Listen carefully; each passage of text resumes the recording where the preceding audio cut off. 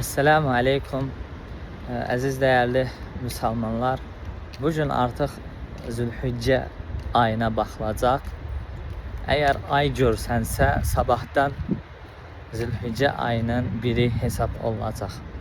Məlum məsələdir ki, Zülhiccə ayının ilk 10 günü Allah qatında digər günlərdən daha fəzilətlidir, daha sevimlidir. Necə ki, hədisdə buyurmuşdur Allah Resulü sallallahu aleyhi və səlləm, bu günlərdə edilən əməllər, edilən salih əməllər Allah qatında digər günlərdə edilən əməllərdən daha sevimlidir, daha üstündür və daha fəzilətlidir ki, Allah Teala bu günləri fəzilətli qılmışdır. Hətta bir çox alimlər buyurmuşdur ki, Zülhiccənin ilk 10 gününün fəziləti Ramazanın son 10 günün fəzilətindən də daha üstündür.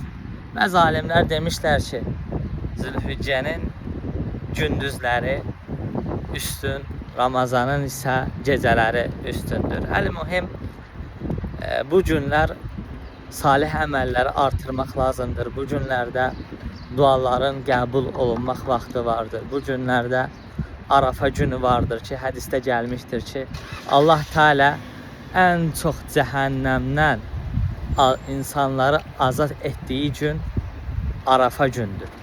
Həmçinin Allah Teala Fəcr surəsində buyurur ki, "Vəl-fəcr və ləyalin əşr."